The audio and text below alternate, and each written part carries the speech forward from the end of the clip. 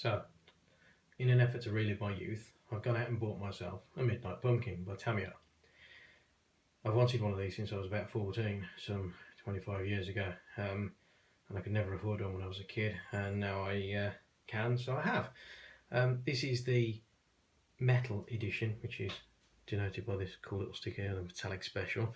One of the reasons I went for this, there are two real reasons I went for this model. The first one being the fact that it's really cool and chrome. The second one being you don't have to paint it, and I'm not very good at painting things, so I thought if I can just stick a few stickers on and it look awesome, I'm happy with that. So I'm going to try and do an unboxing video and maybe a build video. I've never done anything like this before, so it's a bit of an experiment on my part. I hope you enjoy it. I'm going to shift things around and open the box.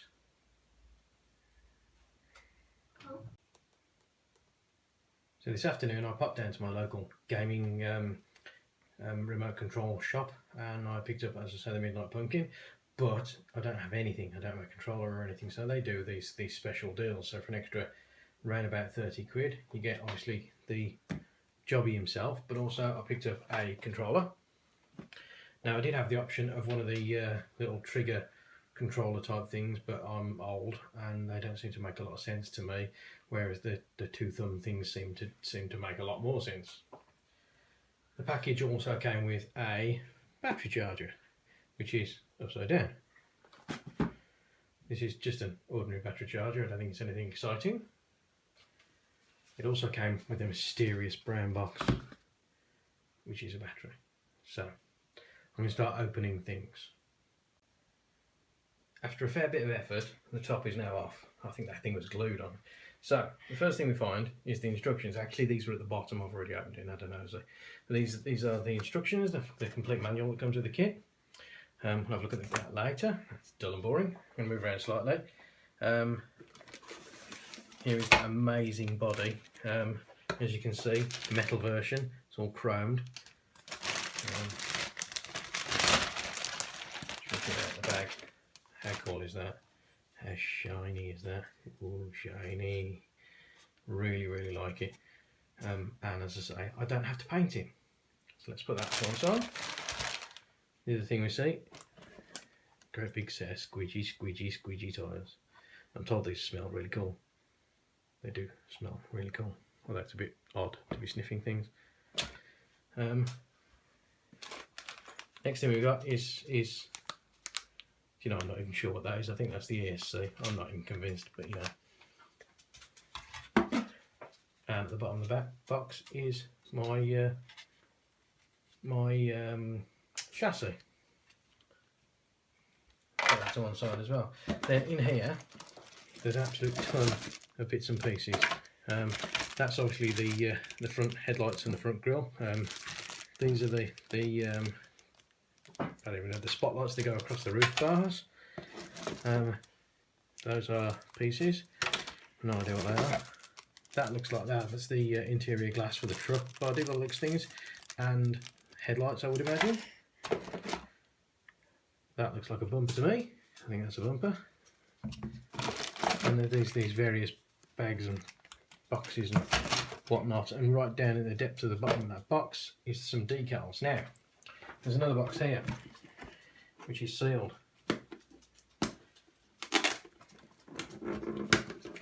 And this one has some really cool looking metallic rims. They are awesome, I like those, really like those. And that, how cool is that? Piece of card, boring. Now there's all these parts bags. Now one of the things I was told, that these Tamiya kits come with everything labelled as parts bags. This is parts bag D. Now if we look at the instructions, which are buried, when we're looking through the instructions, I'm reliably informed that the piece is given a code number. Let's move that there. So you can see which piece it is. Now it's a BB. So that's in parts bag BB apparently, or on a piece of, or on the plastic BB, and it tells you how to use them. Now another thing I was told, since these kits quite often, the parts in these kits quite often are for multiple models, what happens is let me find an example,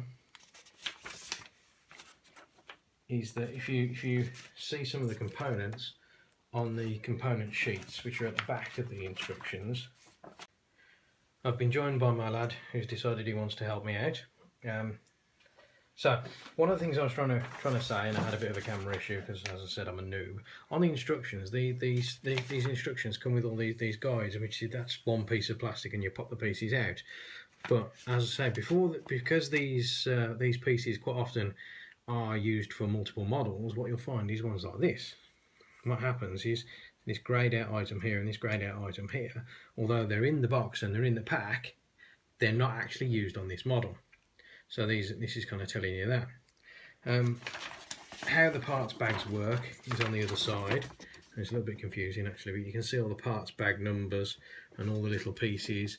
And another interesting fact, which I'm told, which is quite useful actually, is that, let me just fold this over, is that if I say I'm looking for this screw here, this screw and this screw look very similar.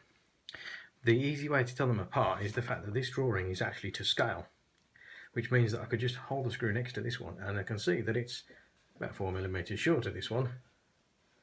So I know I've definitely got the right screw, which is very useful. I think Tamiya themselves have done a good job of making it easy for noobs and idiots like me to be able to build these things. They did say that it was quite easy for new people to build them. We had a long conversation with the chap in the shop because I'm a noob and we want to do this properly, and we want a really cool racing car at the end of it.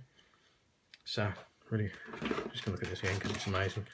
We'll try our best anyway. How cool is that?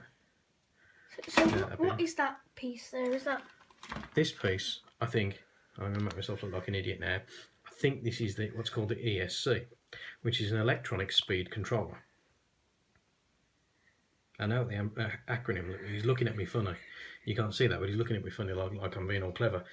I don't really know what it is. I just know what the acronym means. It's electronic speed controller. As far as I understand it, it takes the electrical signals from the controller and turns it into movement type signals for the... So it measures the speed? It doesn't measure the speed. It takes a signal for how much signal's coming in, like the power of the signal, and turns it into power of gonus. Okay. Gonus, new word. So let's have a quick look at the controller. So as I said previously, I was offered the stick controller, the wheel controller type thing, but I'd much rather have one of these stick controller types. As far as I'm concerned, the wheel things don't seem to make a lot of sense to me.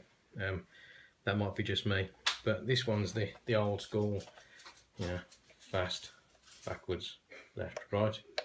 And I much prefer it, although I'm not overly keen on the design of this one. I don't know what's got kind of like Batman cowl ears for, looks like Batman upside down. I'm not entirely sure about that, but it'll be cool. It's not the most exciting part of the thing, but